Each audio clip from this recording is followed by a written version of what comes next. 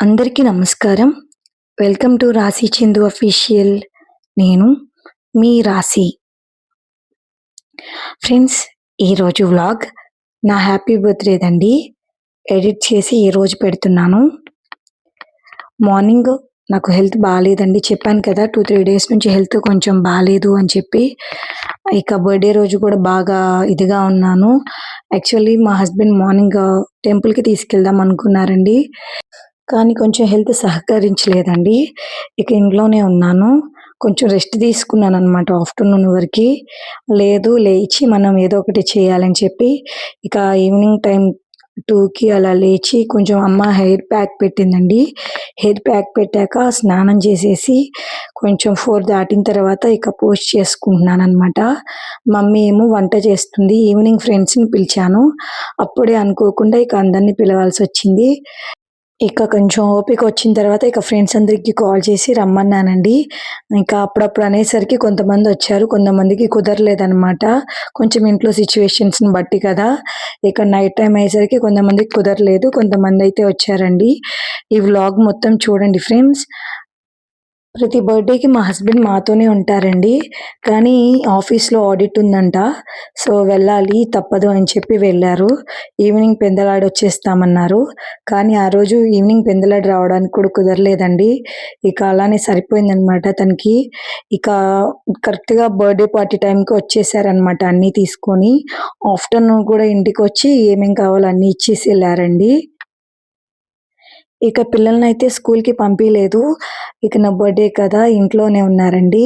ఇక హడావిడి ఇక మమ్మీ వచ్చిందనమాట. కొంచెం నాకు బాలేదమ్మా, కొంచెం హెల్ప్ చేద్దువు రమ్మంటే, మమ్మీ ఫ్రైడేనే వచ్చేసిందండి నా కోసం. బర్త్‌డే ముందు నైట్ అయితే అంటే నైట్ టైమ్ చేస్తాం కదా! నైట్ టైమే కట్ చేద్దామన్నారు మా హస్బెండ్. లేదు తర్వాత చేసుకుందాంలే అని చెప్పాను. లేదు మళ్ళీ తర్వాత కూడా చేద్దాం ఏమైంది నైట్ టైమ్ ఒక కేకు, నెక్స్ట్ డే పార్టీకి ఒక కేక్ అంటే నెక్స్ట్ ఈవినింగ్ నైట్‌కి పార్టీకి ఒక కేక్ అనన్నారు. లేదు ఒక కేక్ సరిపోద్ది నైట్ ఎందుకులే అని చెప్పాను. నాకు కొంచెం చెప్పాను కదా! హెల్త్ బావుండట్లేదు. బ్లడ్ బాగా తగ్గింది. తగ్గి కొంచెం బాడీ అంతా సహకరించట్లేదండి. కొంచెం ఓపిక లేనట్టు బాగా డల్ అయిపోయాననమాట.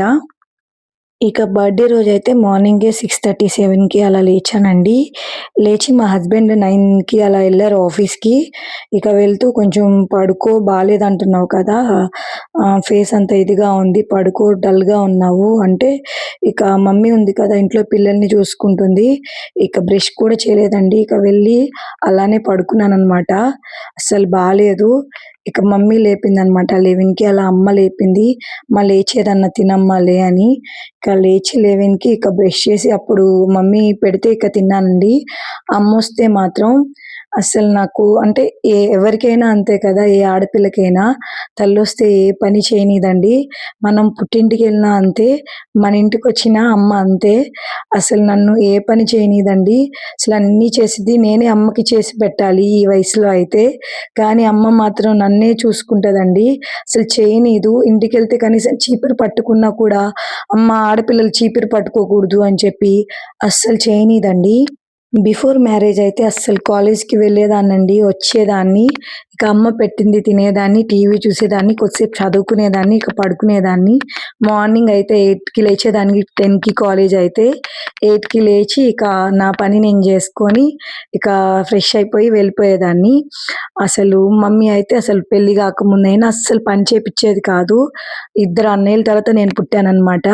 చాలా గారంగా చూసుకున్నారనమాట. మాకున్న స్థితిలోనే నన్ను మాత్రం మహారాణిలా చూసుకున్నారండి. అసలు ఇంట్లో అంటే అన్నయ్య వాళ్ళకంటే గూడా నన్నే చూసుకునేవాళ్ళు. వాళ్ళకొకటి తీసుకొస్తే నాకు 2 తీసుకొచ్చేవాళ్ళండి. ఫుడ్ ఐటెమ్స్ కానీ, బట్టలు కానీ ఏదైనా నన్ను బాగా చూసుకునేవాళ్ళు. మా డ్యాడీ అయితే అసలు నన్ను అసలు బాగా చూసుకునేవాళ్ళండి. కానీ నేను 12 ఇయర్స్ వచ్చేదాకా కూడా మా నాన్న పొట్ట మీదే పడుకొని నిద్రపోయేదాన్ననమాట. నేను నాన్న పొట్ట మీద పడుకుంటేనే నాకు నిద్రొచ్చేదనమాట. ఇక నిద్రపోయాక అమ్మ లేపి పక్కన పడుకోబెట్టేది. ఇక ఒక వయసొచ్చాక అమ్మ అలా పడుకోకూడదమ్మా అది ఇదని చిన్నగా అలవాటు మార్చింది.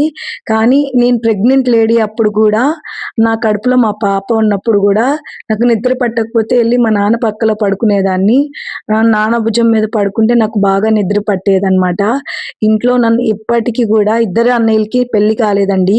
చిన్న ఏజ్‌లోనే నాకు పెళ్లయింది. 19 ఇయర్స్‌కి నాకు పాప పుట్టింది. 18 కంప్లీట్ అయిన 1 మంత్‌కి మ్యారేజ్ చేశారు. 19 ఇయర్స్‌కి పాప పుట్టింది. పాప పుట్టిన 1 ఇయర్‌కి మళ్ళీ ప్రెగ్నెంట్‌ని. మళ్ళీ వెంటనే బాబు కన్సీవ్ అయ్యాననమాట.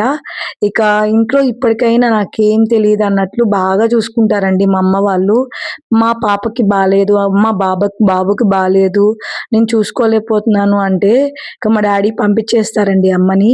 ఇక కష్టమైన, నష్టమైన పిల్లలకి తగ్గే వరకి ఉండి పిల్లలకి చేసి వెళ్ళిద్దండి. అంటే ఇక అన్నయ్య వాళ్ళైతే మా అన్నయ్య యూరోప్‌లో ఉంటాడు ఒక అన్నయ్య. ఒక అన్నయ్య మా దగ్గరే ఉంటారండి. ఇంకొక అన్నయ్య అయితే యూరోప్‌లో నుంచి కాల్ చేసి పిల్లలు జాగ్రత్త అది ఇది అని చెప్పి, "నీకేం తెలుసు అమ్మని పిలిపించుకో, చేసుకో. నీకేం తెలీదు, ఇప్పటికి నీకేం తెలీదు" అంటారండి. ఇద్దరు పిల్లలు పుట్టినా కూడా నాకు. అంత చూసుకుంటారు నన్ను ఇంట్లో. నాకు ఇది బాధ అని చెప్పుకుంటే చాలు మా అన్నయ్య యూరోప్‌లో నుంచి కష్టమైన అసలు కొద్దిసేపట్లో తీరుస్తాడండి. అలా ఉంటాడు మా అన్నయ్య అయితే. ఇద్దరు అన్నయ్యలండి. ఇంకొక అన్నయ్య అన్నమాట కొంచెం సైలెంట్ అండి. కొంచెం సైలెంట్‌గా ఉంటుంటాడనమాట. కొంచెం రిజర్వ్‌గా అలా ఉంటుంటాడు. కానీ చాలా మంచోడండి. మా పెద్దన్నయ్య కూడా. ఇద్దరు చూసుకుంటారు. మా హస్బెండ్ అయితే ఇక వాళ్ళకి మించి చూసుకుంటారండి. ఇక నాకు పేరెంట్స్ గాని, ఇంకా ఇక నేను పుట్టింటికి వెళ్ళి ఉందాము అన్నంత గూడా ఉండదనమాట. అంత చూసుకుంటారు మా హస్బెండ్ కూడా. ఇప్పటికి ఆగస్టొస్తే మ్యారేజ్ అయ్యి 9 ఇయర్స్ కంప్లీట్ అయిపోతుందండి. కానీ నాకు కష్టమైన ప్రతి ఒక్క విషయంలో మా మమ్మీ లేకపోతే నేను లేనండి. ఎవరికైనా అంతే. కానీ ఆఫ్టర్ మ్యారేజ్ అసలు నాకు కష్టమైన అసలు కష్టాన్ని అమ్మ మోసి నాకు కొంచెం రిలీఫ్‌నిచ్చేదండి. అసలు అంత రిలీఫ్ అనమాట. నేను ప్రెగ్నెన్సీ టైమ్‌లో గానీ, డెలివరీ టైమ్‌లో గానీ, నేను కడుపుతో ఉన్నప్పుడు అసలు నన్ను మహారాణిలా చూసుకుందండి. మా మా హస్బెండ్ అయితే థర్డ్ మంత్ అయిన తర్వాత మా మమ్మీ వాళ్ళ దగ్గరే వదిలారండి. థర్డ్ మంత్ స్టార్ట్ అవుతుంది అన్నప్పుడు. ఇక అంటే నేను చిన్నదాన్ని కదా! చూసుకోలేను, చేయలేను. ఇక నా వల్ల కాదు అమ్మ అయితే చూసుకుంటదని వదిలారనమాట. అలా అని అత్తయ్య వాళ్ళు కూడా బాగానే చూసుకునేవాళ్ళు. కొంచెం చిన్నదాన్ని కదా! ఇక జాయింట్ ఫ్యామిలీ అయ్యేసరికి ఇక మమ్మీ దగ్గరికి తీసుకెళ్ళి వదిలారండి. ఇక బాబు పుట్టాక మేము ఒంగోలొచ్చామనమాట. ఇక ప్రతి ఒక్క విషయంలో మా మమ్మీ అసలు ఏదన్నా పని అనేది నాకు చేయనీదండి అసలు. నాకసలు నిజంగా కాకపోతే మా మమ్మీ మాత్రం ఉన్నంతలో నాకు నీట్‌నెస్ నేర్పింది.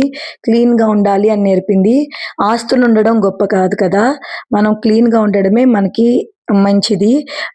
మన ఇల్లుని చూస్తే మనల్ని చూస్తారు. అంతే తప్ప మనకి ఆస్తులున్నయ్యా, పాస్తులున్నయ్యా అని కాదు ముందు. ఆస్తులున్న ఇల్లు నీట్‌గా లేకపోతే వేస్ట్ అండి. ఇల్లు నీట్‌గా ఉంటేనే నిజంగా మనకు ఒక అందం అనమాట. మా మమ్మీ మాత్రం ఇల్లుని అద్దంలా చేసిద్దండి. మా మమ్మీ అసలు కూర్చోదండి. పద్దాక తుడిచినట్టే ఉండిద్ది. కడిగింది కడిగినట్లే ఉండిద్దండి. మా ఇంట్లో అయినా అంతే. మా ఇంటికొచ్చినా అంతే. మా పుట్టింట్లో అయినా అంతేనండి. మా డ్యాడీ అంటూ ఉంటారు, "కూర్చోవా కొద్దిసేపైనా" అని. అసలు ఏదో ఒకటి తుడుస్తూనే ఉంటదండి. ఇల్లు మాత్రం అద్దంలా ఉంచుతది. అసలు వాష్‌రూమ్స్‌తో సహా మా మమ్మీ నీట్‌గా ఉంచుతది. అసలు ప్రతి ఒక్క పని కూడా క్లీన్‌గా చేస్తదండి. అదే మాకు అలవాటయిందనమాట. మన పేరెంట్స్ ఎలా ఉంటే మనకలా నీట్‌నెస్ వస్తదండి. నేను క్లీన్‌గా లేకపోతే నేను గూడా ఉండలేను. యాక్చువల్లీ చెప్పాలంటే ఓసీడీ టైప్ అనమాట. ఎవరి ఎంగిలి తినను.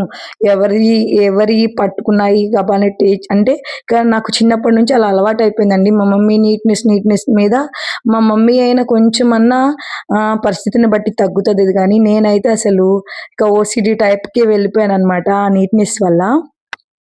ఇక ఈవినింగ్ ఇక బర్త్‌డే పార్టీ కోసం ఫ్రెండ్స్ వస్తున్నారని చెప్పి ఇంట్లోనే భోజనం తినెళ్దురని చెప్పి మమ్మీ అయితే బగారా రైస్, చికెను, పాయసం ఇవి చేసిందండి.